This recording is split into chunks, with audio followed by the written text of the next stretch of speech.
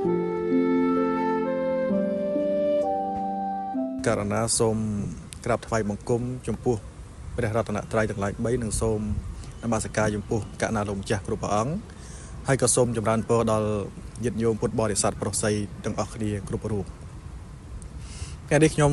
បកណ្ណាអាត្មាភាពសូមលើកយកនៅទស្សនៈមួយរបស់ហ៊ានស៊ីងនៅក្នុងជាតួអង្គរឿងនៅក្នុងរឿងសាមកុកហ៊ានស៊ីងបានលើកទស្សនៈមួយថាធ្នូល្អនឹងត្រូវគេបោះបង់ចោលនៅពេលណាដែលមិនមានសត្វបាញ់ចឹងមិនន័យថាទោះបីថាធ្នូនោះល្អប៉ុណ្ណាមកពីធ្លាក់ពីលើមេឃប៉ុណ្ណានឹងត្រូវបានគេទុកចោលមួយកន្លែងនៅពេលណាដែលពុំមានសត្វដើម្បីយកទៅបាញ់ដោយសារធម្មជាតិរបស់ធ្នូគឺគេធ្វើមកសម្រាប់បាញ់សត្វ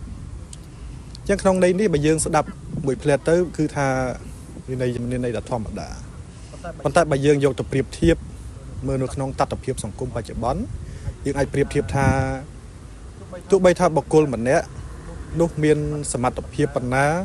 មានចំណេះដឹងប៉ុណ្ណានឹងត្រូវបានគេឈប់ប្រើមនុស្សនោះនៅពេលណាដែលអស់តម្រូវការរបស់គេជាបុគ្គលម្នាក់មានតម្លៃនៅពេលណាដែលគេត្រូវការប៉ុណ្ណោះនឹងយើងមើលក្នុងសង្គមជាក់ស្ដែងបច្ចុប្បន្នយ៉ាងនឹងបើយើងប្រៀបធៀបទៅទស្សនៈរបស់លោកហ៊ានស៊ីងនៅក្នុងរឿងសាមកុកចឹងខ្ញុំកណាមានតែប៉ុណ្្នេះទេសូមអរគុណនិងអរគុណ